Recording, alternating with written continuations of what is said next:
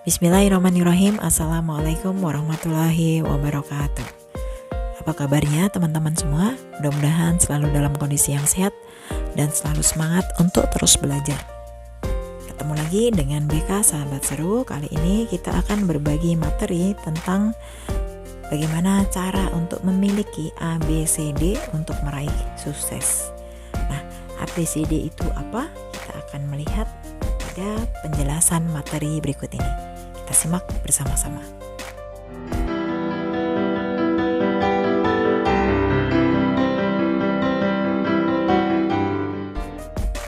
Kita akan melihat untuk yang pertama, pengertian konsep ABCD.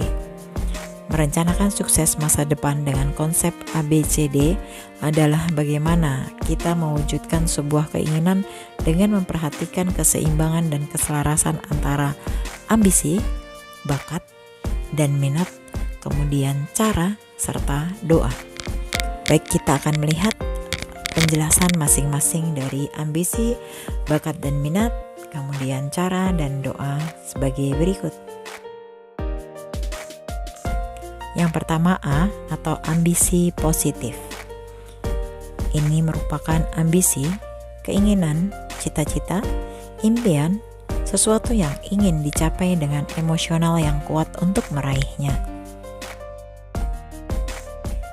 Selanjutnya yang kedua, B, bakat minat. Ini merupakan bakat dan minat yang dimiliki sebagai potensi diri yang harus dioptimalkan untuk mendukung ambisi. Selanjutnya yang ketiga, C, yaitu cara dan strategi. Ini merupakan cara, strategi, atau alat yang harus digunakan untuk meraih impian, cita-cita yang akan dicapai. Selanjutnya, D, yaitu doa dan zikir. Ini merupakan doa, meminta, memohon kepada Tuhan atau Allah Subhanahu wa Ta'ala agar diberi kelancaran dan keberhasilan untuk meraihnya, yaitu selalu menghadirkan Allah dalam setiap aktivitas kita sehari-hari. Berikutnya kita akan melihat hubungan cita-cita dengan karir. Cita-cita secara umum adalah harapan atau keinginan dalam hati yang akan berusaha untuk diwujudkan. Dengan semangat bercita-cita, maka kita akan termotivasi untuk menggapai cita-cita kita tersebut. Dan dengan motivasi itulah yang akan menjadi cambuk bagi kita untuk terus giat dan lebih giat menuju kesuksesan cita-citanya. Ada yang ingin menjadi pengusaha, ada yang ingin menjadi perwira Polri, ada yang ingin menjadi musisi, ada yang ingin menjadi olahragawan, atau ada pula yang ingin menjadi dokter, dan masih banyak lagi cita-cita lainnya yang bisa kita pilih. Namun, untuk menggapai itu kita memerlukan kerja keras, kita memerlukan pengorbanan, kita memerlukan semangat yang tinggi. Jika sudah begitu, insya Allah cita-cita kita akan tercapai. Banyak sekali jenis karir yang bisa kita ambil contoh, misalnya saja karir sebagai perwira di kesatuannya, ataupun karir seorang perwira TNI di kesatuannya, ataupun karir seorang karyawan bank pada bank tempat dia bekerja, atau juga karir seseorang musisi pada dunia musiknya. Selain itu, karir seorang olahragawan pada kejuaraan-kejuaraan yang dimenanginya. Bisa juga karir seorang dokter pada lembaga kesehatan tempat dia mengabdi dan lain sebagainya. Jika kita melihat pengertian karir dan cita-cita di atas, tentunya kita akan bertanya-tanya, apakah ada kaitannya antara cita-cita seseorang dengan karirnya kelak? Jawabannya tentu ada. Karena dengan memiliki cita-cita yang jelas, maka tentunya akan memiliki gambaran tentang karirnya. Misalnya, ada yang bercita-cita ingin menjadi dokter hewan.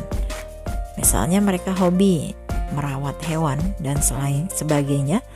Tentunya ketika kita benar-benar telah menjadi dokter hewan, pekerjaan yang kita jalani tersebut terasa sangat nyaman dan menyenangkan bagi kita. Karena kita bekerja atau berkarir pada bidang yang kita sukai dan kita cita-citakan. Berikut ini ada tips membuat cita-cita atau impian yang lebih baik. Yang pertama, cita-cita, impian atau tujuan harus spesifik. Kemudian yang kedua, Memiliki tolak ukur dan indikator yang jelas.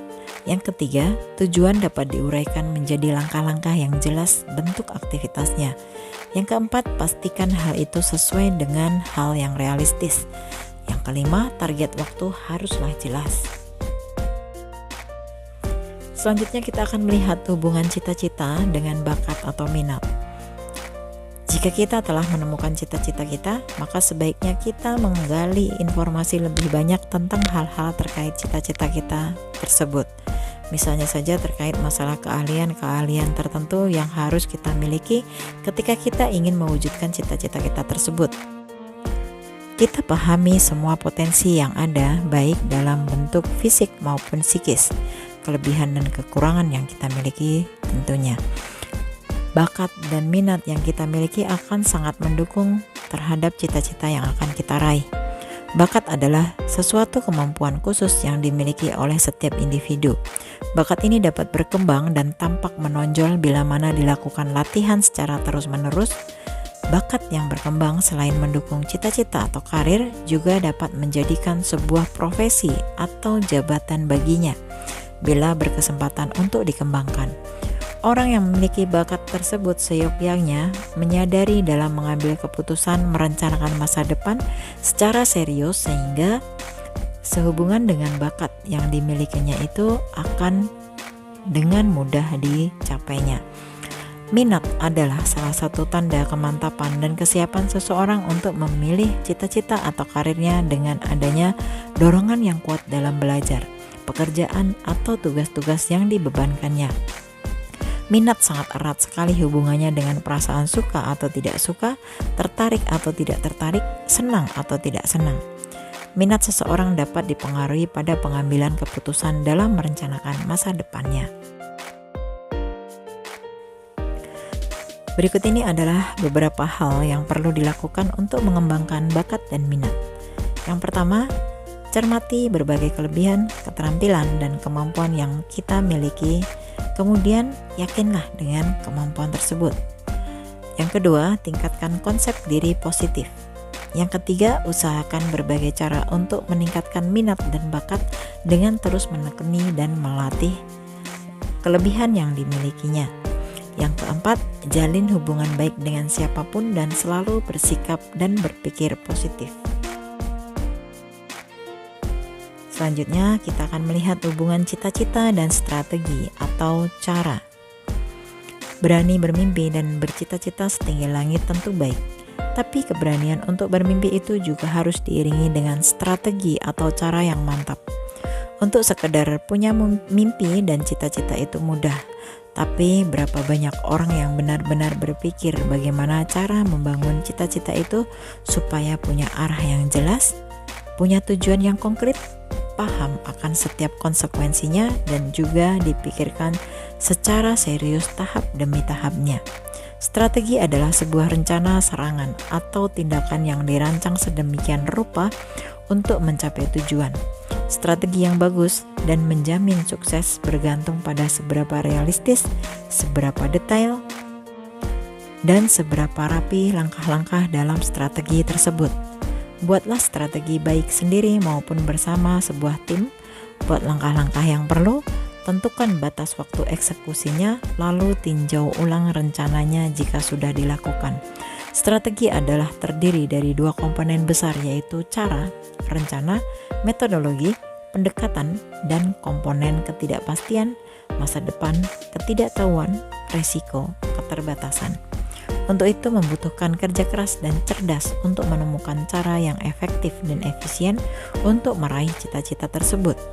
Cara atau strategi tersebut bisa diwujudkan dalam bentuk kesiapan fisik dan psikisnya atau mental, sarana dan prasarananya, serta kesiapan sumber daya yang lainnya yang mendukung terhadap tercapainya cita-cita.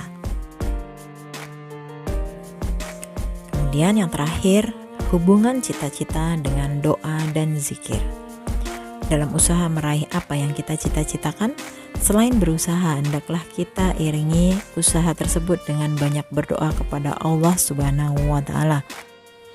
Sebab Dialah yang mengatur hidup dan kehidupan ini. Setiap orang pasti menginginkan doanya terkabul.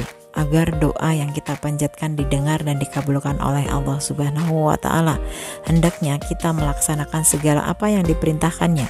Kita harus beribadah sesuai dengan agama dan kepercayaan kita masing-masing. Seseorang yang rajin dan tekun beribadah akan dekat dengan Tuhannya. Jika hubungan dengan Tuhannya telah dekat, maka apa yang diminta biasanya akan diperhatikan dan dikabulkan. Tetapi apabila permintaannya tidak dikabulkan, yakinlah bahwa apa yang Tuhan berikan itulah yang terbaik. Tuhan tidak memberikan apa yang kita minta, tetapi Tuhan memberikan apa yang kita butuhkan. Itu merupakan gambaran betapa Maha Pengasih dan penyayangnya Allah Subhanahu wa Ta'ala kepada kita. Dengan berdoa, hati kita menjadi tentram dan tenang. Bagaimana tata krama berdoa itu? Segala sesuatu ada aturan dan tata caranya. Demikian juga dalam berdoa. Agar doa yang kita panjatkan diterima oleh Allah Subhanahu wa Ta'ala, hendaknya kita memperhatikan tata krama berdoa. Yaitu yang pertama, memulai doa dengan memuji syukur kepada Allah Subhanahu wa Ta'ala atas segala nikmat dan kebaikan yang diberikannya kepada kita. Kemudian yang kedua, memohon atau berdoa dengan merendahkan diri. Ketika berdoa kepada Allah Subhanahu wa Ta'ala, hendaknya kita bersikap merendahkan diri, penuh harap dan yakin bahwa Allah akan mengabulkan permintaan kita. Kemudian yang ketiga, memohon sesuatu yang baik dan masuk akal. Misalnya berdoa agar diberi ilmu yang bermanfaat, kesehatan lahir dan batin, kemudahan dalam belajar, bekerja, dan lain sebagainya. Yang keempat, tidak memohon sesuatu yang tidak baik dan tidak masuk akal. Memohon sesuatu yang tidak baik, misalnya berdoa agar orang lain mendapatkan celaka, sedangkan berdoa yang tidak masuk akal, misalnya berdoa agar bisa terbang seperti burung. Yang terakhir adalah mengakhiri doa dengan memuji syukur kepada Allah Subhanahu wa Ta'ala sebagaimana kita memulai berdoa. Nah, demikian tadi materi tentang konsep ABCD yang harus kita miliki untuk meraih kesuksesan. Mudah-mudahan materi ini bisa kita terapkan dalam kehidupan kita sehari-hari, dan mudah-mudahan materi ini bermanfaat untuk kita semua. Kita ketemu lagi pada video-video berikutnya.